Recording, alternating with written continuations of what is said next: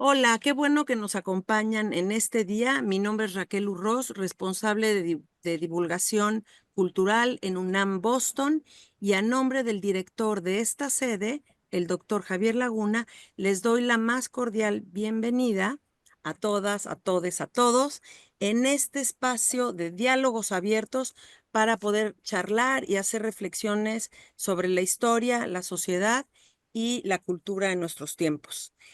En esta ocasión vamos a hablar de un tema muy fino, muy especial y muy lindo, y para ello están invitadas tres grandes historiadoras em, que a continuación voy a presentar. Y lo que les quiero decir es que en esta ocasión vamos a platicar con tres historiadoras muy actuales, vanguardistas a mi modo de ver, latinoamericanas, latinoamericanistas, en donde nos van a hablar de su quehacer, de su oficio como historiadoras, en un trabajo sumamente fino, donde hurgan en los archivos, en los documentos, casos muy particulares, muy específicos, para traer a la luz mujeres, mujeres que por alguna u otra razón, la historiografía, la práctica de la historia, las ha o silenciado o las ha pasado de largo. Es decir, mujeres que no necesariamente son heroínas, como todos podríamos comprender, como nos las han transmitido en una historia muy tradicional, pero son mujeres comunes y corrientes o no, pueden ser extraordinarias, pero que de alguna forma se quedaron marginadas en esos expedientes. De manera que estas historiadoras hacen un trabajo en donde las sacan del anonimato eterno para que vengan y nos digan algo a través de su interpretación. Entonces, como ven, quédense aquí y vamos a comenzar, y voy a presentar a estas tres panelistas. Bueno, aquí tenemos a Diana Rosselli Pérez. Gracias, Diana, por estar aquí. ¿Qué tal? Pues, saludos a todo el auditorio de UNAM Boston. Muchas gracias por la invitación. Gracias a ti, Diana, y te presento. Ella es doctora en historia, maestra y licenciada en estudios latinoamericanos. Es investigadora del Instituto de Investigaciones Históricas de la UNAM y también es docente en el Colegio de Estudios Latinoamericanos de la Facultad de Filosofía y Letras, también de la Universidad Nacional Autónoma de México. Es miembro del Sistema Nacional de Investigadores. Ella ha coordinado varios talleres de vinculación entre estudiantes de licenciatura y estudiantes más chiquitos de primaria y secundaria en la Sierra Gorda de Querétaro y en el estado de Hidalgo. Sus líneas de investigación tienen que ver con las fronteras coloniales en América Latina entre los siglos XVI y XVIII. También otra línea es el género y la sexualidad en la época colonial. Trabaja la historiografía colonial latinoamericana en general, y su más reciente libro, entre otros trabajos, es La frontera, conceptos y debates, que está recién publicado y recién salido a la luz. Entonces, bienvenida, Diana, y presento a nuestra siguiente panelista, que es Jacqueline Basallo, que nos acompaña desde Argentina, Córdoba. Hola, Jacqueline. Oh, oh, hola, Jacqueline es doctora en Derecho y Ciencias Sociales por la Universidad Nacional de Córdoba. un placer estar aquí. Muchas gracias. Gracias, Jacqueline, por conectarte desde lejos, desde el Cono Sur. Ella es doctora en Derecho y Ciencias Sociales por la Universidad Nacional de Córdoba. Es investigadora del CONICET. Es profesora titular de la Facultad de Filosofía y Humanidades en la Escuela de Archivología.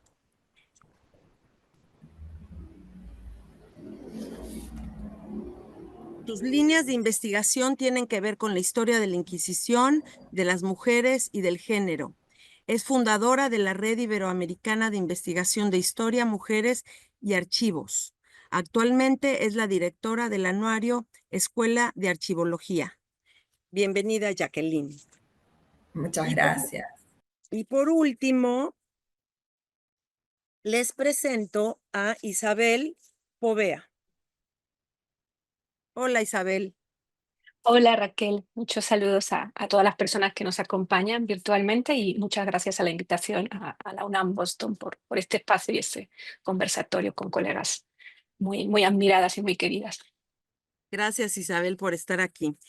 Isabel es doctora en Historia por la Universidad de Granada. Actualmente se desempeña como profesora investigadora del Centro de Investigación y Estudios Superiores en Antropología Social, es decir, el CIESAS, con su sede en la Ciudad de México. Es integrante también del Sistema Nacional de Investigadores. Sus líneas de investigación tienen que ver con el campo de la historia social, de la historia del trabajo, sobre todo de la minería en América Latina durante la época colonial, y su enfoque tiene que ver con las trabajadoras, con los trabajadores en estas regiones mineras del Perú y de Nueva España. También coordina, junto con el doctor Felipe Castro, el seminario Sociedad Indiana, que se encuentra, su sede está en el Instituto de Investigaciones Históricas de la UNAM, y desde 2019 se desempeña como secretaria de la Asociación Latinoamericana e Ibérica de Historia Social.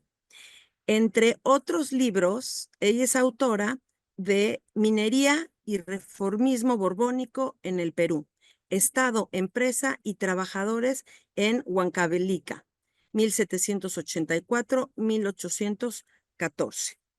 Bueno, pues sin más, ahora sí arrancamos con una pregunta para todas, un poquito general, para que nos cuenten qué pasó con la historia de la historiografía, en qué momento aparecen mujeres historiadoras como ustedes, en donde algo sucede con la mirada cuando se enfrentan a ciertos expedientes, a ciertas fuentes históricas y integran una nueva mirada desde la actualidad, en donde se busca integrar esta perspectiva de género, y volver a estas mujeres silenciadas, volverlas historiables, sujetos y más bien sujetas, que tienen algo que decir para la historia desde la historiografía.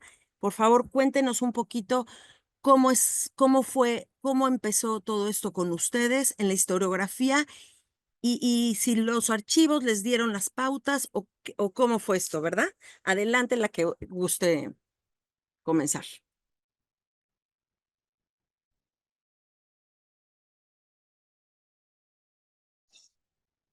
A ver, muchas gracias Raquel por esta convocatoria. La pregunta inicial me parece un poco compleja en la medida en la que cuando empieza, yo diría, lleva ya mucho tiempo.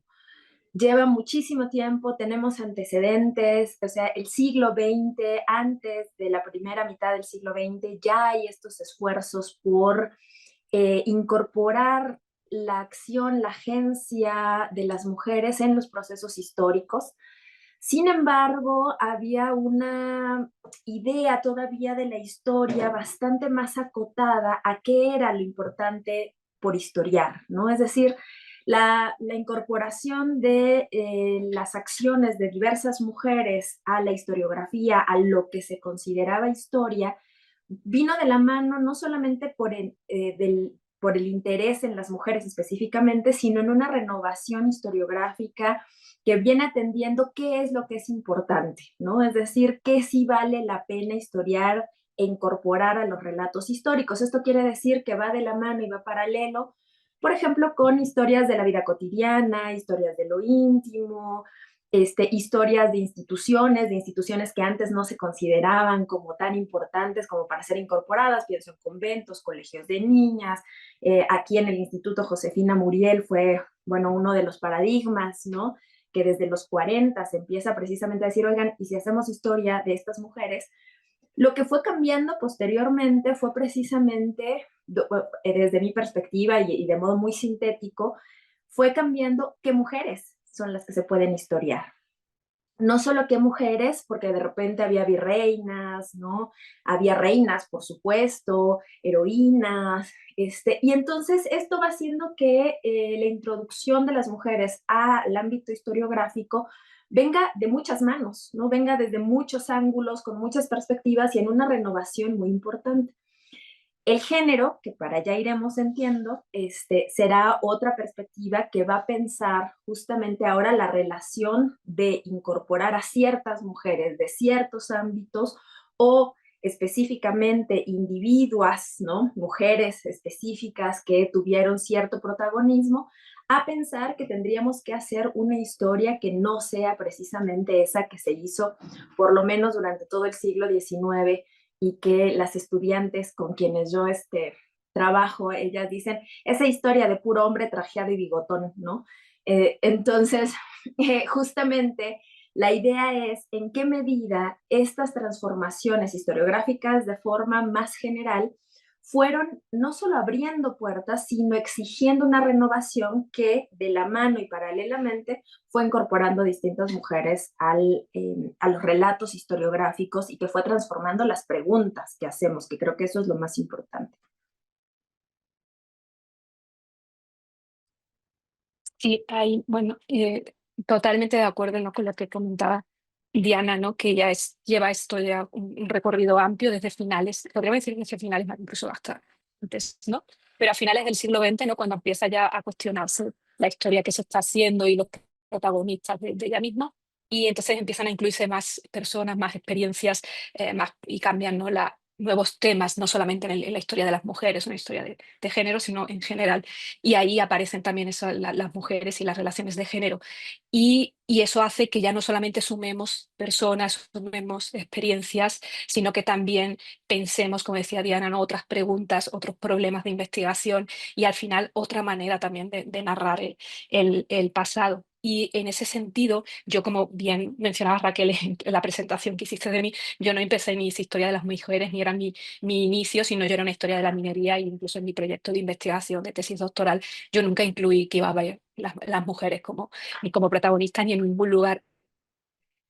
Y yo siempre digo que un poco me las encontré de casualidad mientras investigaba otros temas, ¿no?, como el trabajo forzado, sistemas de explotación de esa minería colonial de Huancavelica, primero donde las encontré y luego cuando vine a Nueva España, bueno, a México y estudié en Nueva España, también empecé, ¿no? Es decir, yo no las estaba buscando, pero ellas aparecían en los documentos, ¿no? Desde luego en menos número que los hombres, pero ahí estaban, ¿no? Y hay un momento en el tiempo en el que ya decidí de esa presencia siempre, digo, yo he investigado otra cosa, pero hay una presencia constante, no central desde luego, pero sí una presencia que está ahí constante y que me hizo pensar en que podría dedicar una investigación a ellas, de ponerlas de protagonista de mi investigación, no de todo el relato que iba a construir, pero sí de mi investigación.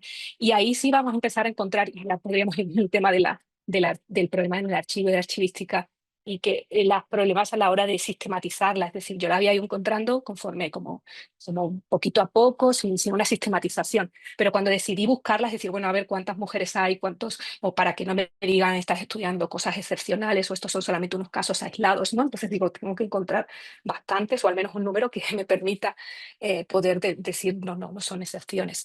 Y encontré primero el primer problema, que en los catálogos, ¿no?, que hay que los catálogos de los archivos donde no hay una perspectiva de género, sino que a veces, al menos los que yo he consultado, en unos no hay catálogos, como en el de Huancavelica, al menos cuando yo lo consulté hace 10 años, y en otros es que es muy el catálogo, los catálogos son muy concisos, entonces muchas veces viene nada más en el contenido de la descripción, el resumen de la carátula, es decir, la carátula que hicieron en el 18, que luego en el 19-20, principios del 20, tomaron como parte de esa catalogación, es la que sigue quedando en el siglo XXI. Y entonces, pues, las mujeres están a veces dentro de esos expedientes y no aparecen nombradas en las descripciones. Y ahí hay que, pues, imaginar un montón de estrategias para poder encontrarlas, ¿no?, por nombre, de doña, nombres femeninos, viudas de, porque es la viuda la que tiene más acción. Entonces, bueno, voy a ver si viuda de poniendo eso en el catálogo y aún así, como digo, con el problema de que en el catálogo, en la descripción, ellas no están y hay que ir expediente por expediente y a veces eso pues dificulta también el trabajo porque no tenemos todo el tiempo, que a mí me encanta estar en el archivo, me encanta trabajar, me pasaría la vida en el archivo, pero los proyectos tienen tiempo y no son, nosotras no ponemos los tiempos. Entonces, sí es un problema el abordar la historia o a mí me resultó mucho más problemático en ese sentido que el buscar otro tipo de temas que había estado haciendo sobre historia de la minería, donde era más fácil. Hay un ramo en el AGN que es minería. Entonces, y hay mucho sobre trabajo forzado, que eran los temas que yo estaba estudiando. Pero encontrar a las mujeres sí sumó a mí dificultades en torno, primero, el archivo, no el catálogo, y luego, pues la misma sociedad que registra, ¿no? Que no suele registrar sus actividades.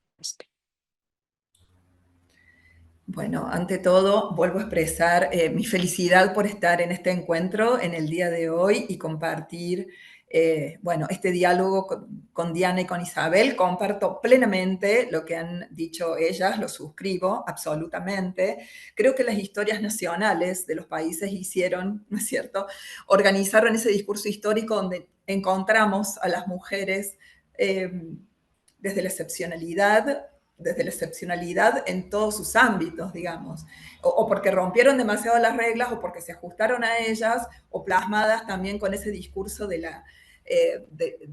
sacrificio, ¿no es cierto? Fundamentalmente pensando en tiempos de las guerras de las independencias, ¿no es cierto? Un poco lo que Isabel decía, esto de que no trabajar desde la excepción, sino ubicarlas a las mujeres como partes, ¿no es cierto?, de la sociedad, de la vida cotidiana, y que no solo estaban estos hombres bigotudos y trajeados, como decía Diana, ¿no es cierto?, sino que había mucha gente y que habían dejado incluso rastros en los documentos que hubo que aprender, sin lugar a dudas, a entender.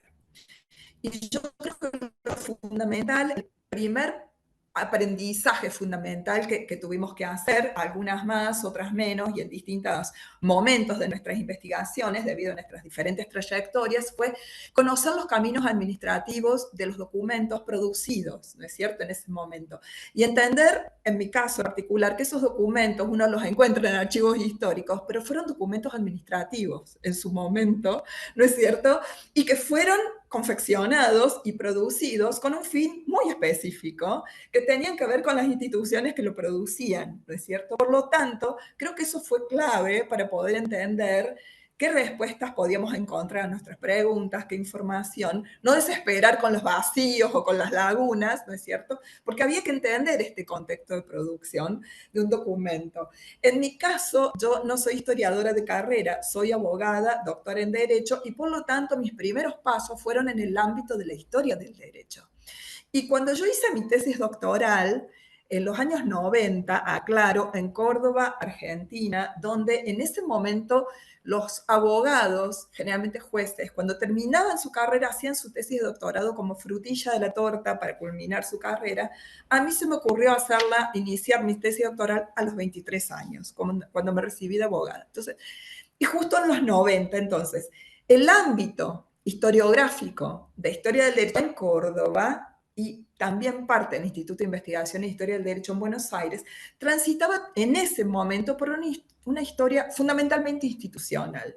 Las audiencias, los alcaldes, la justicia capitular, era el problema central, digamos, entre otros, también todo lo que tenía que ver con la jurisprudencia, ¿no es cierto? Y los autores, la jurisprudencia de los autores, las lecturas de los hombres del ámbito jurídico, preocupaba, estaba en la agenda de ese momento. Y yo quise trabajar estas mujeres que aparecían en los expedientes judiciales. No me quise ir demasiado de mi formación porque no tenía otra posibilidad para hacerlo, de los expedientes judiciales labrados, ¿no es cierto?, por la justicia de los cabildos en ese entonces. En Córdoba tenemos muchísimos archivos, hay una importante tradición de conservación de documentos, fundamentalmente de tiempos coloniales, y allí, con el devenir de los años, uno se empezó a dar cuenta del problema que remarca Isabel, la catalogación. la catalogación de los documentos con sus deficiencias. Lo hemos padecido todas, lo que pasa es que no le poníamos nombre. Decíamos, esto lo encontramos, no lo encontramos, pero era parte del quehacer, ¿no es cierto, colegas? Imagino, ¿no? Que era esto, es decir, bueno, en el catálogo no me figura del modo que yo lo busco, empiezo a hojear cada tomo, a ver qué encuentro, ¿no? Y eso es realmente un problema, esa cuestión de interpelar los instrumentos de descripción, índices, catálogos, inventarios, es una cuestión que se está arribando desde la archivística en este momento, pensándola desde una perspectiva de género, es vital, ¿no es cierto? Porque efectivamente, como decís Isabel, a mí también me pasó encontrar mujeres invisibilizadas en un índice porque copiaron literalmente la carátula del siglo XVIII, ¿no es cierto?, donde ellas aparecen o mencionadas del rol que ocupan, una madre, hablan del hijo, le ponen nombre y apellido y su madre, ¿no es cierto?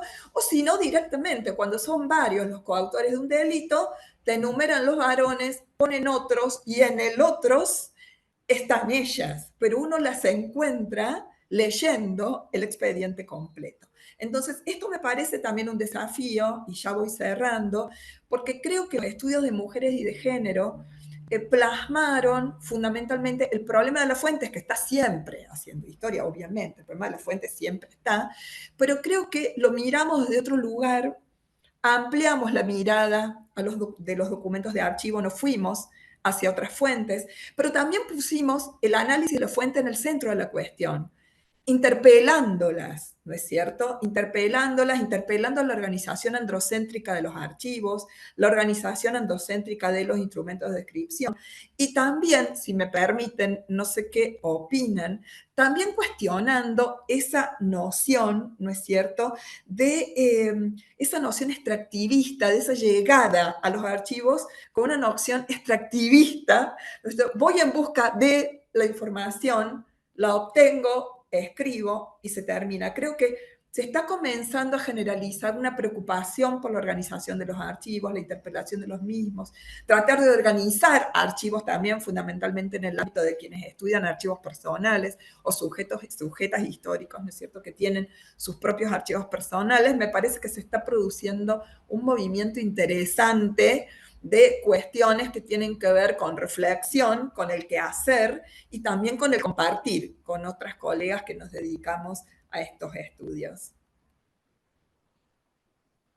Sí, esto me suena titánico, desde la catalogación, desde, o sea, este trabajo es enorme y hacer, como dices, Jacqueline, análisis y crítica de esas fuentes, nuevas preguntas, como dicen, nuevas miradas, eh, eh, em, cómo hacer para que no sea un caso aislado, un caso exclusivo, raro. O sea, suena muy titánico. Yo me encantaría que nos compartieran, a quienes nos escuchan y nos ven, cómo aterrizarlo en un caso concreto, porque decías, Isabel, mi línea es esta, y me fueron apareciendo algunas mujeres, ¿no? O sea, desde sus propias líneas de investigación, eh, ¿qué tipo de mujeres o algo que nos digan en qué contexto, por ejemplo, aparecen y qué criterios ustedes utilizaron para, digamos, sacarlas digamos, de un contexto que las tenía escondidas o oprimidas, digamos, y quiénes son? O sea, sí, que nos cuenten entonces, desde sus propias líneas, qué, qué son quiénes o qué estructuras son las que las esconden, para que entonces ustedes puedan darles luz y poder elegir estas voces que salgan, pero tendría que ver algún contexto, unas estructuras o algo que a ustedes también se les aparecen, ¿no? En los archivos. No sé si me explico. ¿Y con qué criterios las separan para poderlas, sacar a la luz? Eh, pues no sé por ahí, pero más bien ustedes cuéntenos un poquito ya en su trabajo concreto, qué sorpresas. Bueno, un poco siguiendo el orden y retomando las intervenciones anteriores, a mí me parece que yo soy una optimista. Siempre he sido una optimista en términos de qué se puede estudiar y cómo podemos estudiarlo. Todavía a mí, y por supuesto a algunas de mis estudiantes, mujeres que quieren, mujeres y otras personas que se encontraron y se siguen encontrando, profesores y profesoras que les dicen, eso no se puede estudiar, no hay suficientes fuentes, ¿no?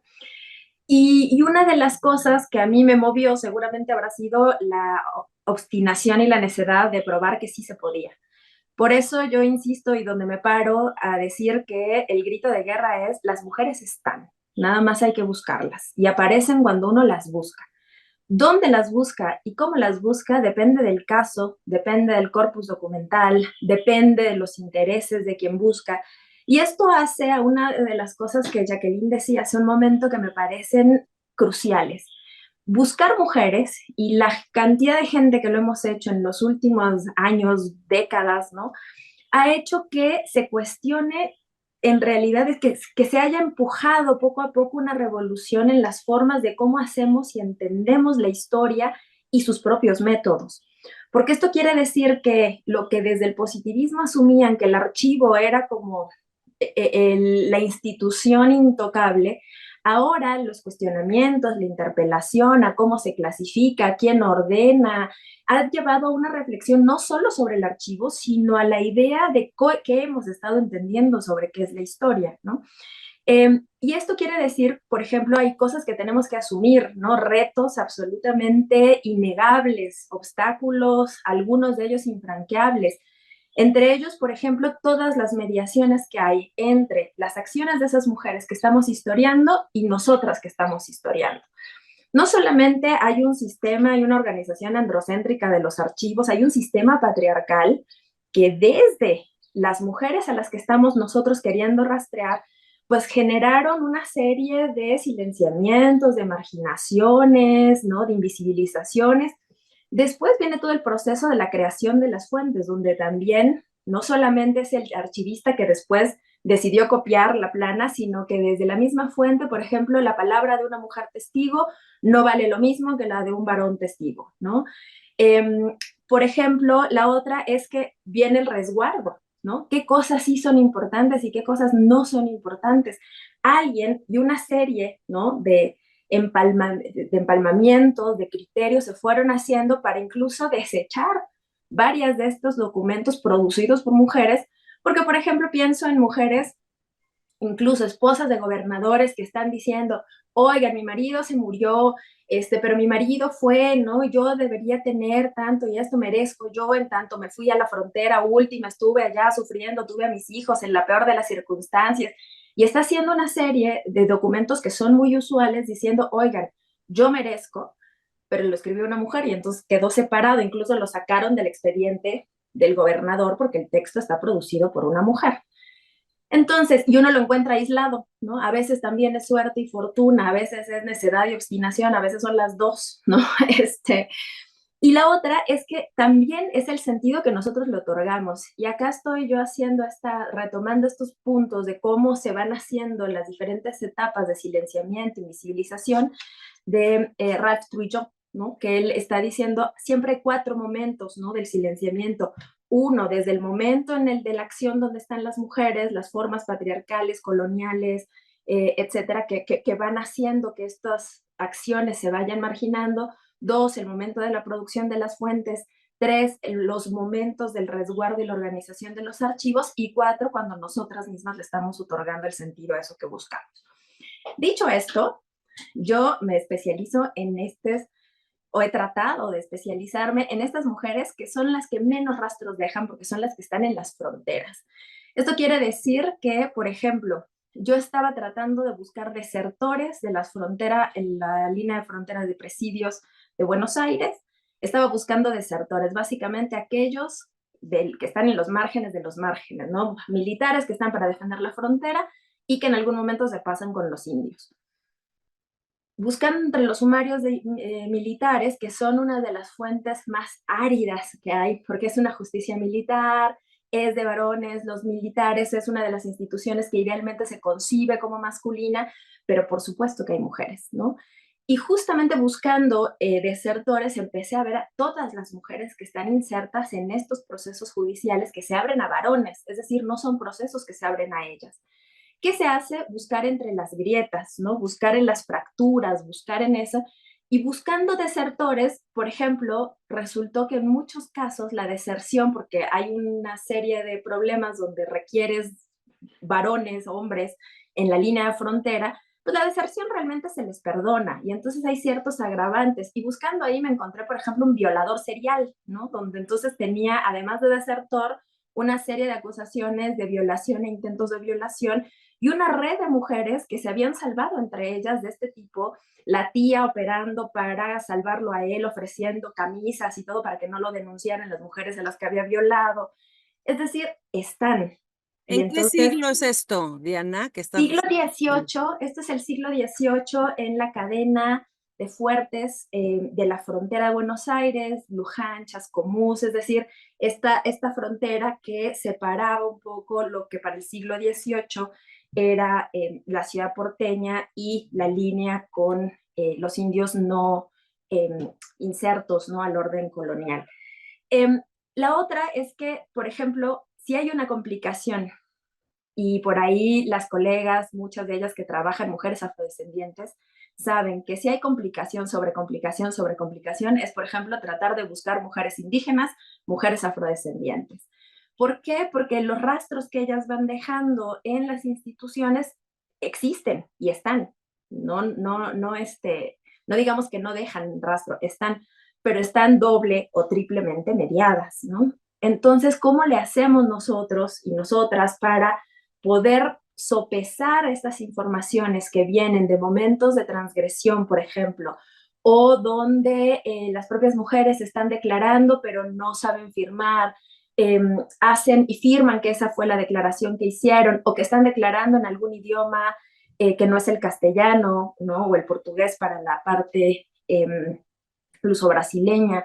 Entonces ahí se van encimando un montón de retos, pero es posible hacerlo y ahí es donde, insisto, y con esto cierro, donde decía, cuando estamos buscando mujeres y al enfrentarnos a todos estos retos, es que tenemos que volver a hacer y pensar los métodos mismos y nuestras propias concepciones de cómo hacemos, cuáles han sido los métodos de la historia y si podemos trabajar, por ejemplo, atendiendo un poco a lo que decía Isabel, ¿cómo le hacemos para que no sean casos excepcionales, ¿no?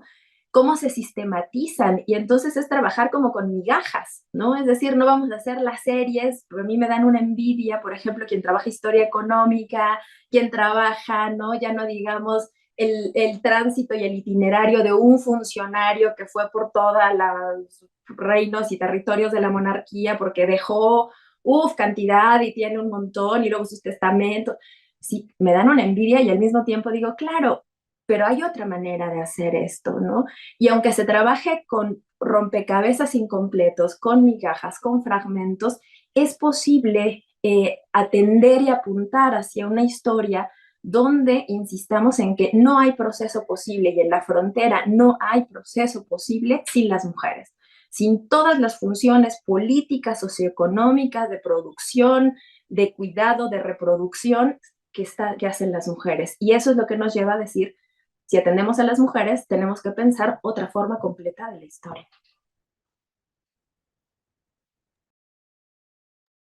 Ay, y enlazando justo con lo último que comentaba Diana, de pues esas actividades que siempre, pero que siempre están en todos los contextos, en todos los lugares, porque si no, no estaríamos hoy aquí sin esas actividades de cuidado, de mantenimiento, ¿no? De cocinar, limpiar, criar hijos, tenerlos, criarlos, educarlos. Es decir, eso es lo que ha sido como fundamental, pero que invisibiliza, ¿no?, esa presencia o esa importancia, por un lado, el propio sistema patriarcal, ¿no?, que nos ha colocado a las mujeres en esos roles secundarios o que ha dicho eso que hacen las mujeres es secundario, cuando ahora mismo estamos viendo que esos secundarios, no, bueno, siempre creo que los han visto, pero el discurso ha sido, ¿no?, de eso ese rol, ese papel es secundario, es subordinado, ¿no? Y lo importante es lo que hace el hombre, ¿no? Lo que las actividades mineras, ¿no? Por ejemplo, las extractivas, la metalurgia, eso es desarrollo, eso es progreso. Lo que hacen las mujeres, eso no tiene tecnología. Cuando ahora, no digo ahora, en los últimos años y en las últimas décadas se está prestando atención y se está viendo pues que sí, que no, que hacer un guiso también supuso una revolución y también supuso un cambio y conllevó y tuvo consecuencias incluso más importantes para la humanidad en general. Y entonces, por un lado, es ese el propio sistema, ¿no? Que nos ha vendido un discurso para hombres y a mujeres para colocarnos en un lugar y decir, esto siempre ha sido así, ¿no?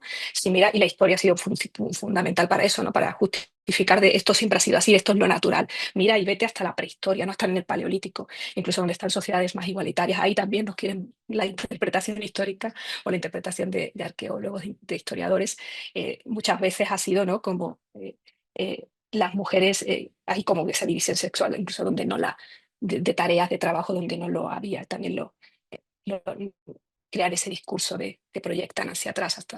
Y luego también el propio sistema colonial, el sistema capitalista, va también a crear jerarquías de género, etnicidad, de clase, ¿no? Que en el caso, yo por ejemplo pienso en las mujeres indígenas y en los hombres indígenas, los indígenas, mujeres y hombres, en el caso de la minería, ¿no? Hay una violencia epistémica en el momento que llega los colonizadores y van a desvalorizar todo el saber de ellos, ¿no? Entonces, conocimientos metalúrgicos indígenas que fueron fundamentales en los primeros momentos del periodo colonial, van a ser descartados, van a ser desvalorizados porque no sirven para la producción a gran escala capitalista. Entonces, van a ser invisibilizados, van a ser considerados como saberes que no valen. Y ahí vamos a entender. Y como eso como digo, eso se ha desechado, no le hemos prestado atención, entonces no hemos visto que hay mujeres también, hombres y mujeres, que trabajan en hornos artesanales, en producción pequeña escala, que también tienen un papel y que también están sobreviviendo con esas actividades, que saben, que entienden de metalurgia, pero lo hemos ignorado por esa, como digo, esa violencia también epistémica que ha habido a la hora de entender en ese sistema colonial y, y capitalista que nos ha invisibilizado. Las mujeres y a muchos otros grupos, ¿no? Y también, como mencionaba, y como decía bien también Diana, ¿no? Esa producción y quién guarda, ¿no? Qué documentos guardamos y qué documentos no guardamos y cómo nos conservamos y qué tenemos en este tipo de documentos, que lo que más refleja, lo que se conserva, lo que se registra y lo que se guarda es las actividades masculinas, entonces nos reproducen ese mundo masculino. Y ahí, por ejemplo, para poner como yendo a mi investigación y un ejemplo concreto, el de yo tengo, claro, mujeres, el mundo laboral, y ese también es donde siempre me han dicho, no, no vas a encontrar empresarias, sí, vas a verla porque son gente que, pues ahí está la interseccionalidad, no sé, esa posición socioeconómica que las pone por encima, les pone unas experiencias diferentes a otras mujeres a las que se dedican y están más en el mundo laboral, manual. Y entonces en la minería trabajan las mujeres, aunque siempre nos han dicho que el mundo minero laboral es muy masculino. Pero ellas están en las tareas de superficie, están recogiendo restos del mineral en los desmontes de las minas, que es como donde están los desechos, donde están las piedrecitas que se van diciendo, bueno, eso ya casi no tiene metal. Y algunas están dentro del organigrama de la empresa minera y entonces nos aparece en la documentación de los libros de cuentas cuando se conserva esa documentación, porque esa documentación es privada. Si el empresario, por lo que sea, la conservó y la familia la tiene, o hubo un pleito y tuvo que adjuntar esa documentación al pleito, al conflicto, a la justicia, entonces la conservamos. Si no, esa documentación está perdida. Y luego están las que trabajan fuera de la empresa minera, es decir, esas que no quedan registro de ella porque tienen un trabajo autónomo, no reciben un salario, no. Y en el archivo, desde luego, ellas no están en el archivo o están muy, muy, muy poquito en el registro. Pero eso no significa que no existieran, ¿no? Y que el hecho de que su trabajo no fue documentado no significa que no existiera. Y esas formas de trabajo que son informales, que son intermitentes y que son no asalariados y que durante mucho tiempo hemos entendido que el trabajo es el asalariado y el trabajo no asalariado, eso son pues tareas complementarias, son otra cosa, pero eso no le hemos dado el significado o el valor del trabajo, ese no lo hemos visto. Y ocurre que a veces hay documentaciones que el tema central no es hablarnos de estas mujeres, sino que es otro problema, pero a veces aparece en esa mención de ahí en el terreno había mujeres trabajando por propia cuenta, ¿no? Y los viajeros como Antonio de Ulloa nos va también a relatar, ¿no? De que lo que ve y ve a mujeres que están allí separando el metal a las afueras de la mina, ¿no? Las piedrecitas, las que tienen metal de las que no lo tienen y están haciendo esa tarea. Eh, entonces sí tenemos como información muy, muy, ¿cómo diríamos? muy colateral, no en el centro del documento, sino como entre líneas, en los márgenes totalmente, y que muchas veces eso se ha desechado, porque hemos dicho, bueno, lo importante del documento es la parte central, eso es como muy anecdótico, eso no nos cuenta, no se puede seriar, no. Pues entonces lo hemos obviado. La cuestión es que hay que volver a esos documentos y tratar de sacar esas huellas. Pienso que la podemos sumar con otras referencias, otros indicios que hay en otros documentos, y eso nos está hablando, porque es la única, es que si no vamos a encontrar una lista de cuántas mujeres había trabajando por trabajo autónomo en tal mina.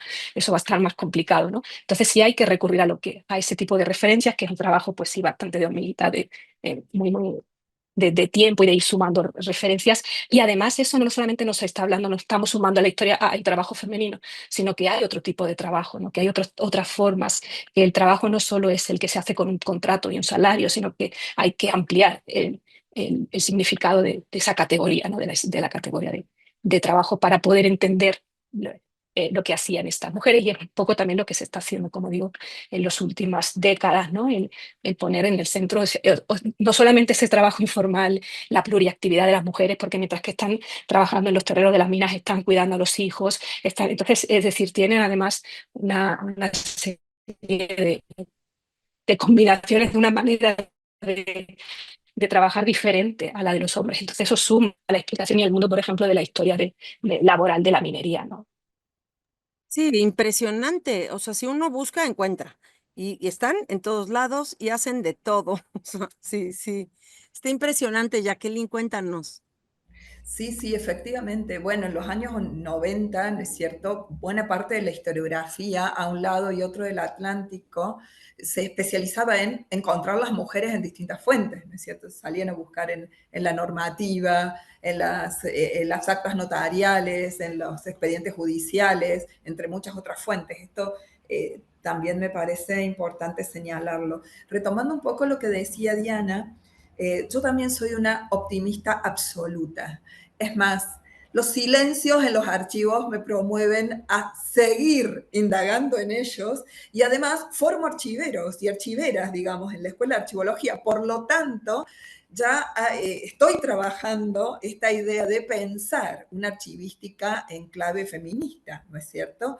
En clave de estudios de género, porque eso es fundamental. Uno a esta altura no se va a poner a hacer un índice, un catálogo, porque no lo sabe hacer, lisa y llanamente, sino que están los profesionales que pueden hacerlos en este intercambio, ¿no es cierto? Y yo creo que ahí, bueno, es un proceso largo, muy largo, no siempre en los archivos quieren iniciarse, es muy complejo, pero creo que es un desafío para sembrar y comenzar a pensar.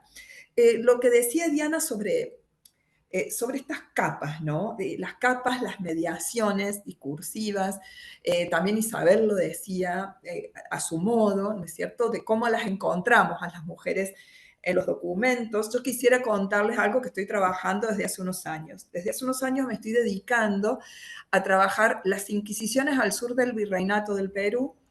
En Córdoba existió una comisaría de la Inquisición que trabajó bajo la dependencia de un tribunal de Lima, en Buenos Aires hubo otra, en otras ciudades del Tucumán y del Río de la Plata existieron comisarios sueltos. Lo interesante es que en Córdoba tenemos el archivo de esos comisarios que trabajaron desde principios del 17 hasta el 19, que se suprime el foro inquisitorial por la Asamblea del año 13. Eso es una joyita que tenemos, pero ¿a qué voy con el tema de las mujeres? Comencé a encontrar denuncias interpuestas por mujeres ante distintos comisarios, fundamentalmente en el siglo XVIII, por solicitación, por requerimientos sexuales, ¿no es cierto?, que le habían hecho sus confesores en el ámbito de la confesión, incluso después de la confesión. Son documentos fabulosos, pero había que interpretar por qué estaban ahí. Porque uno dice, bueno, qué bien, las voces de las mujeres fueron receptadas, se transformaron, ¿no es cierto? Esa que llegó y le contó al comisario lo que le había sucedido, el comisario entendió que había que ponerlo en un papel, en un documento, llamó al notario, efectivizaron, ¿no es cierto?, la denuncia con formato en papel y de manera formal. Pero yo a estas mujeres que habían denunciado en Córdoba a sus confesores, no las encontraba en el Archivo Histórico Nacional de Madrid, en las relaciones de causas, en los resúmenes de los expedientes judiciales que llevó adelante la Inquisición de Lima. Entre paréntesis digo, quienes trabajamos en el Tribunal de Lima sabemos que los expedientes por delitos de fe fueron destruidos.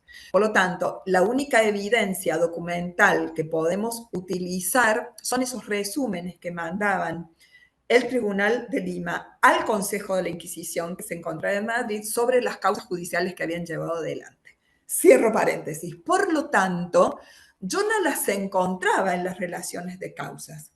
¿Qué trabajo hubo que hacer para entender sus presencias y su silenciamiento, en definitiva, de esta palabra que fue registrada, pero que no se transformó en sumaria y no se transformó en causa judicial, porque los comisarios tenían que labrar una sumaria, enviarlas al Tribunal de Lima con el sujeto en cuestión y que el proceso continuara y finalizara en el tribunal. ¿Qué pasaba?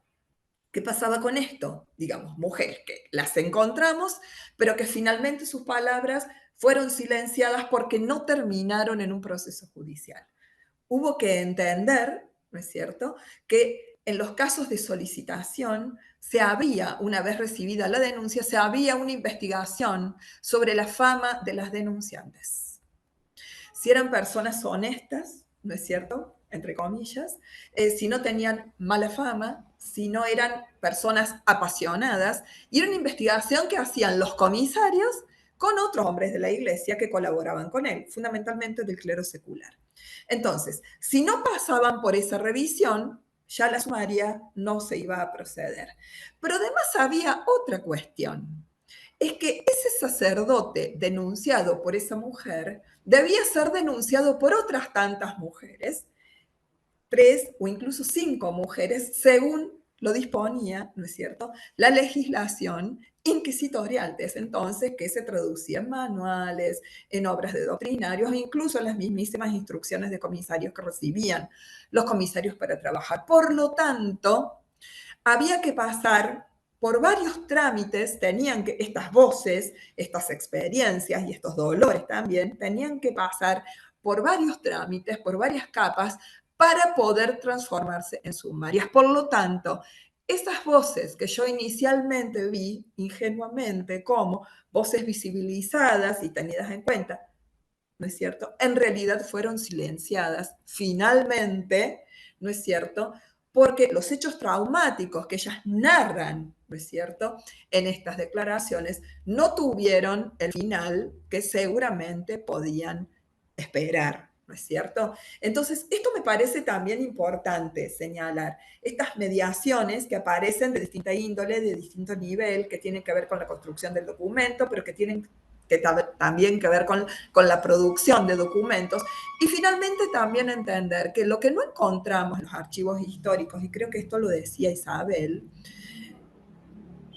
puede ser que se haya decidido, y Diana también lo dijo, puede ser que no hayan sido considerados dignos de ser llevados y conservados definitivamente en los archivos nacionales. Cuando esta documentación deja de ser administrativa, pasa a ser histórica, y se conforman los archivos nacionales, nos ha dicho Graciela Swedersky, una importante archivista que trabajó por años en el Archivo General de la Nación de Buenos Aires, no todo se guardó, no todo fue considerado digno de entrar en el panteón, digamos, de los archivos nacionales, aún documentos producidos por varones desde el poder, ¿no es cierto? Esto también es importante decirlo. Por eso me parece que tenemos que tener esta amplitud a la hora de pensar la existencia de documentos, trabajar, ¿no es cierto?, con retacitos, con pedacitos de información, no tenerle miedo al puzzle, como también dijeron mis colegas, ¿no? En el caso, imagínense, inquisiciones al sur del Virreinato de la Plata, al sur del Virreinato del Perú y del Río de la Plata, con comisarías, ¿no es cierto?, que trabajan muy descontinuadamente y que trabajan no siempre necesariamente al ritmo que requiere el tribunal por múltiples razones, entre ellas la distancia, también hay que decirlo, que socavó, ¿no es cierto?, el resguardo también y la conservación de los documentos y la producción de los mismos. Entonces, me parece que hay múltiples cuestiones que tenemos que tener ahí en cuenta a la hora de ir con preguntas a documentos que pueden estar, que no pueden estar, y siempre tratar de encontrar el atajo. Pero creo que lo clave que hemos hecho desde hace un tiempo hasta acá es problematizar esto y ponerlo en el centro de las discusiones.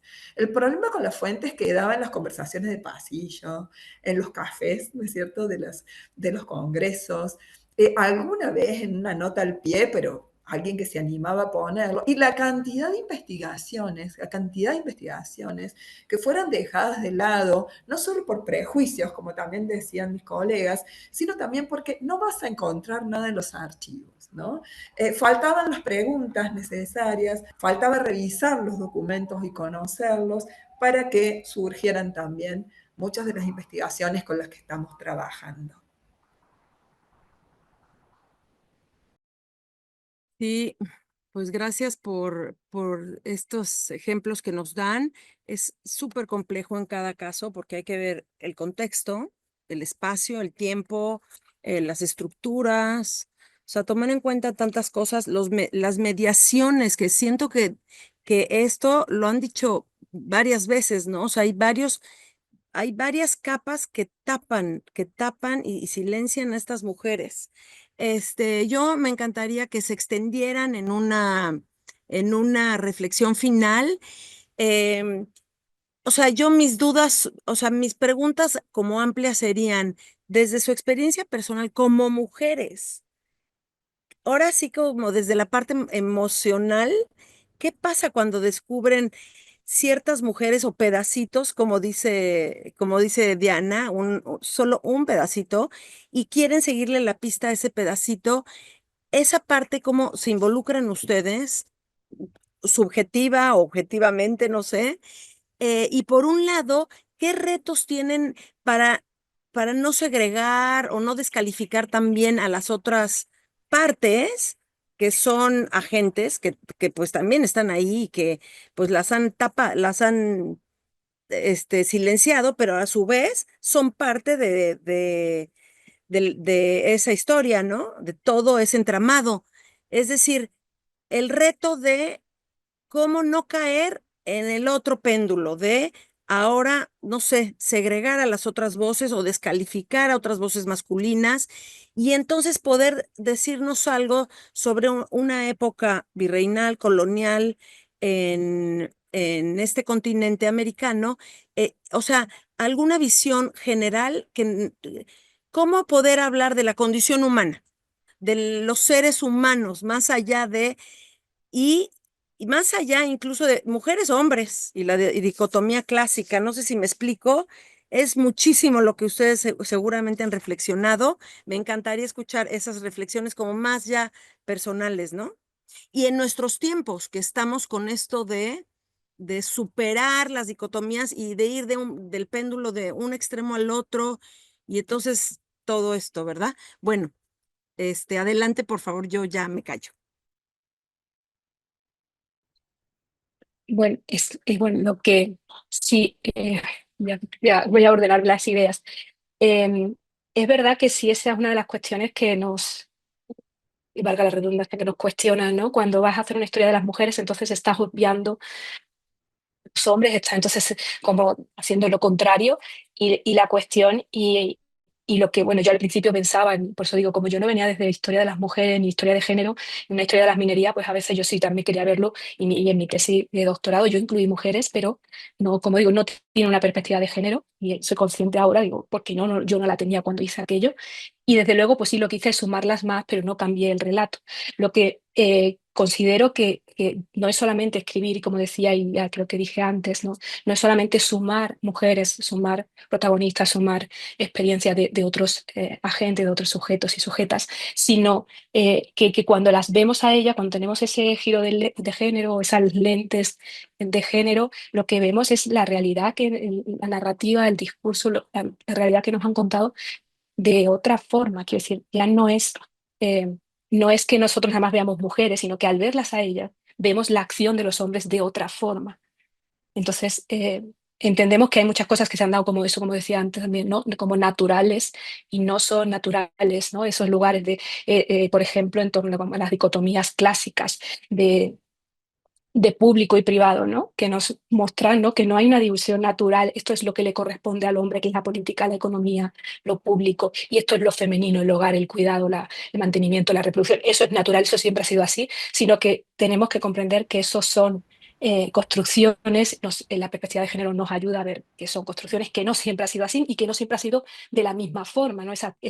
Y que las diferencias, que no tienen por qué darnos, no tienen por qué generar y construir desigualdades, lo han hecho a lo largo de la historia, y esas desigualdades que se han construido sobre las diferencias son diferentes en la sociedad. Entonces ese cambio a lo largo del tiempo que la historia tanto pone su foco, ¿no?, de atención, yo creo que la perspectiva de género nos ayuda a vernos no solamente, como digo, para el caso de las mujeres, sino para el caso también de los hombres, por ejemplo, y en el caso también de lo público y lo privado, ¿no?, que ya se observa lo privado también es como esa parte de política, también ver que lo público y lo privado no ha sido igual en todas las épocas. Y hoy, por ejemplo, entendemos privado como el ámbito del hogar, en mi casa, eso es mi mundo privado, y lo público es el trabajo, la política, pero en contextos como, por ejemplo, de la Edad Moderna, el periodo colonial, siglo XVIII, el que yo estudio, XVI, XVII, XVIII. El hogar también es un espacio productivo, por ejemplo. Entonces, los talleres artesanales, la casa era el mismo lugar donde está la vida, lo íntimo, y el trabajo. Y las mujeres participan en ambas esferas, aunque no quede registro de eso o quede leve referencias, ¿no?, que nos indica que está en las casas, pero no saben, porque ese era su lugar, aunque no sabemos exactamente cómo hacía su día a día, y están también en el taller, pero ahí dicen que no, pero sí está porque está en su casa, ¿cómo no va a estar, no? Y además incluso a los maestros artesanos se les exige para lograr ser maestro, para ser ya como el dueño del taller, estar casado. Entonces algo de función tiene la mujer ahí, no la esposa. Entonces eso también, como digo, nos sirve para ver esa dicotomía público y privado, entender esa perspectiva de género, creo, nos permite ver que no es algo natural, que son construcciones, y que por otro lado pues no ha sido siempre igual en el tiempo. Igual, ¿no?, también las de masculino, femenino, que hay identidades de género que no son fijas, que son diversas, que son cambiantes, y eso no solo afecta a las mujeres, ¿no? Entonces, pienso que sí es uno de los lugares donde más se nos, o la reacción a la historia de las mujeres y de género va por ahí, ¿no? De decir, es que entonces esto ahora es excluir, eso es muy político, eso es ideológico, el feminismo trae una ideología detrás, y creo que no se niega en ningún lugar, o no lo hemos negado, pero también la persona que todo conocimiento es situado, entonces incluso el que piensa que lo está haciendo de forma neutral, objetiva, también tiene detrás una base, un fundamento político, aunque no sea consciente o no lo quiera hacer explícito. Y eso también creo que es algo eh, que la historia de las mujeres y de género me parece que nutriéndose de los feminismos está siendo muy visible esa parte, ¿no? Y no la niega, aunque es una de las reacciones que se reciben, ¿no?, por parte de las narrativas más tradicionales. Y con esto ahí cerraría. Yo agradezco infinitamente esta intervención de Isabel porque ha sintetizado de manera además elegante algo que a mí me hace reaccionar bastante más virulentamente, porque estos cuestionamientos de entonces la historia de las mujeres se están segregando y ustedes no están incluyendo a los varones, le decía, pero si ustedes llevan milenios haciendo eso, y al mismo tiempo nosotros no estamos haciendo eso. O sea, la marginación sistemática, ¿no?, operativa, constante, ¿no?, que ha habido de las mujeres no es de ningún modo comparable a lo que está haciendo esta corriente, esta acción de múltiples historiadoras, historiadores, que están abogando por escribir de nuevo el relato de la historia a partir de estas nuevas preguntas, ¿no? Y en ese sentido, las acusaciones de ideología, como bien decía Isabel, es que no es que lo neguemos, es que hay una parte militante de esta historia, de esta forma de hacer y entender la historia y de asumir con conciencia plena que de ningún modo estamos haciendo una historia objetiva, porque todo conocimiento es situado, pero al mismo tiempo también una conciencia plena de que esta historia y esta militancia que hacemos también desde las perspectivas, ya no solo de historia de las mujeres, de historia de género, sino desde las perspectivas feministas, de ningún modo nos llevan a nada de esto que se ha podido acusar desde las versiones más conservadoras y ortodoxas no se manipulan fuentes, no se inventan datos, no se tergiversan, no, nada de eso. Lo único que se está haciendo es cuestionar un sistema que históricamente ha marcado como naturales estas diferencias, ¿no? Y esto nos lleva también a otro aspecto que ha sido importantísimo y que crece cada vez más y que también, aunque está inserto en la perspectiva de género, también va contribuyendo a potenciar varios de estos cuestionamientos, que son, por ejemplo, las disidencias, ¿no? Las disidencias sexuales, las disidencias sexogenéricas, sexoafectivas. Y esto nos lleva precisamente a pensar en estos espacios de la ambigüedad, ¿no? Por ahí no han sido pocas las instituciones que queriendo solventar esta idea de, bueno, pero si estás haciendo historia de las mujeres, ¿dónde quedan los hombres? Y entonces ponen a sus programas historia de los hombres y las mujeres. Y sale peor, porque entonces vuelven a reiterar una dicotomía donde dejan fuera todos los otros espacios de indeterminación, ¿no? De ambigüedad excluyendo otra vez explícitamente a buena parte de la humanidad, ¿no? Y esto hace que en efecto a mí particularmente los espacios intermedios, los espacios de indeterminación, los espacios nepantla, estos espacios donde se transgrede, donde se cuestiona, donde se subvierte el orden dicotómico, me parezcan los más fructíferos y los más atractivos, porque presentan precisamente un cuestionamiento radical a esa construcción de las diferencias que se naturalizaron durante siglos y que ahora en las perspectivas de género exigen subvertirlas por completo, ¿no?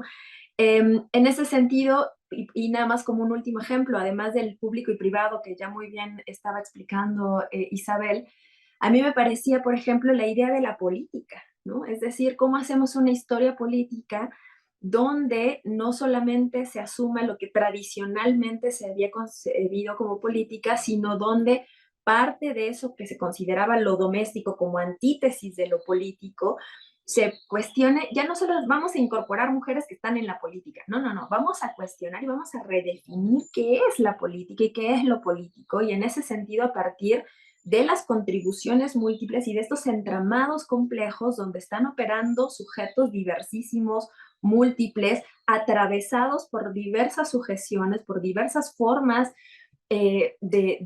y en espacios y periodos concretos, específicamente el colonial, por ejemplo, donde el colonialismo tiene atravesadas varias sujeciones a todos los sujetos y donde no es lo mismo tampoco ser un varón y cuestionar cómo se construyen las masculinidades de un colonizador a un indígena, a un esclavo, a una persona masculina esclavizada, ¿no?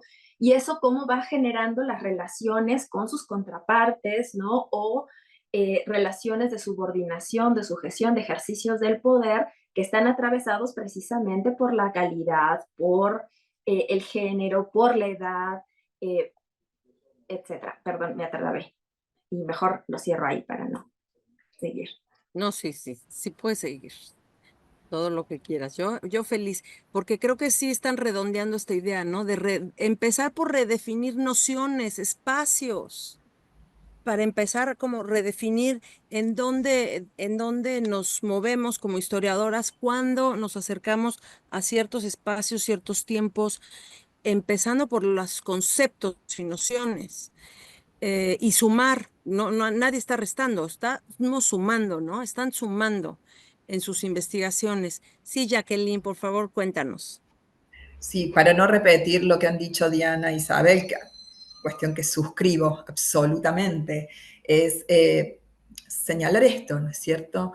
Quienes hacemos historia de las mujeres, quienes trabajamos, nos dedicamos a los estudios de género, sin lugar a dudas nos acercamos de la militancia. Por eso surgieron también estos estudios, digamos, respondiendo a esas invisibilizaciones a las que había recurrido, digamos, el discurso histórico, sin lugar a dudas, ¿no es cierto? Lo que a mí me parece que también podemos anudar en estas reflexiones, y esta cuestión que hace el feminismo permanentemente, o sea, esto de escribir y repensar las nociones teóricas. O sea, es parte del andar, ¿no? Es parte de la militancia, es parte de la reflexión, y esto también nos ha permeado, digamos, en nuestro quehacer como historiadoras.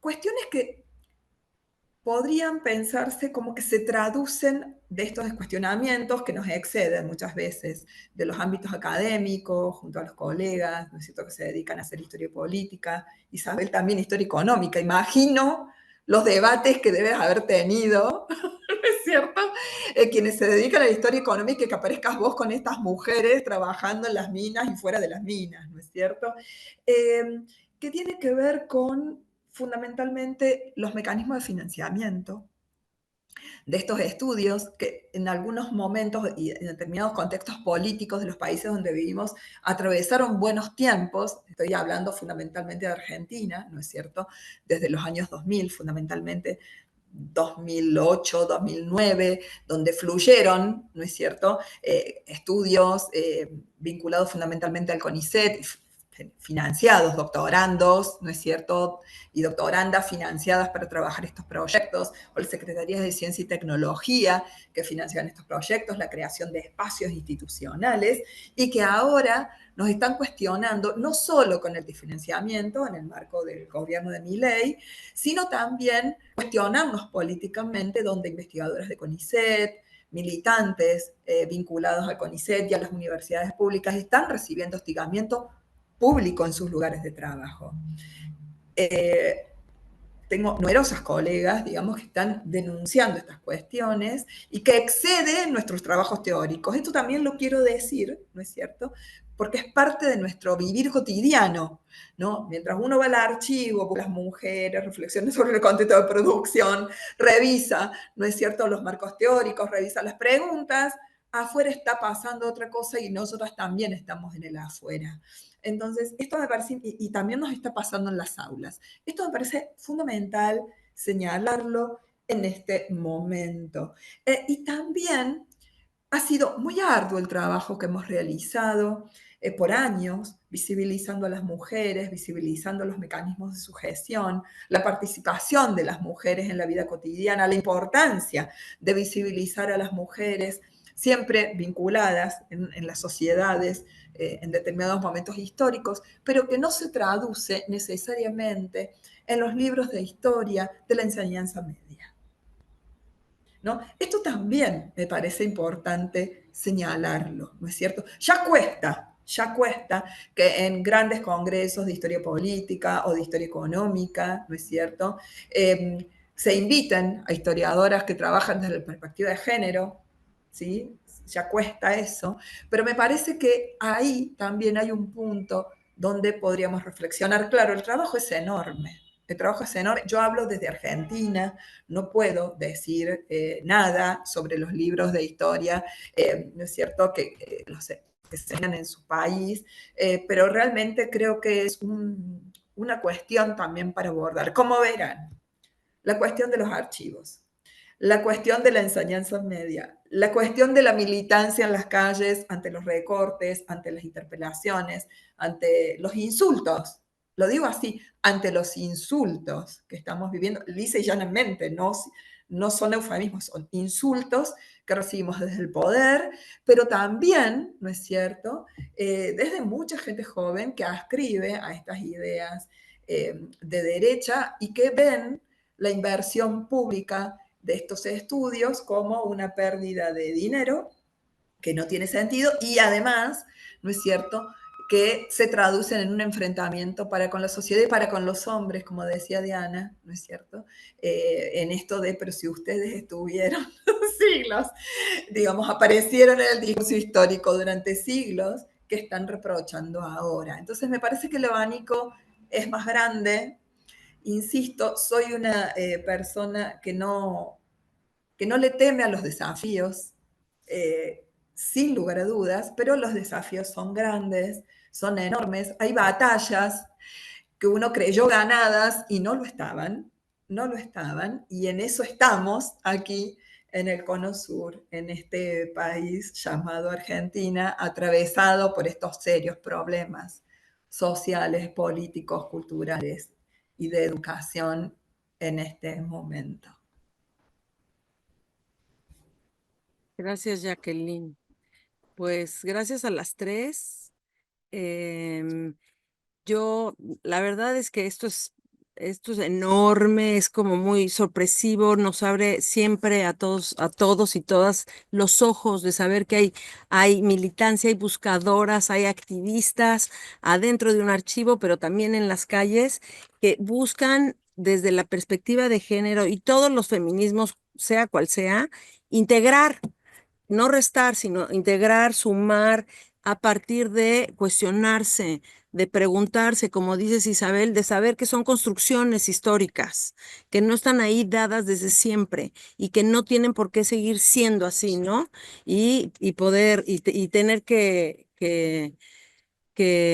digamos, tragarse un insulto, por ejemplo, ¿no? A estas alturas, ¿no? Cuando sabemos que son espacios construidos, nociones construidas y también teorías que ustedes y las historiadoras empiezan desde hace mucho también a cuestionar, pero que siguen en eso, ¿no?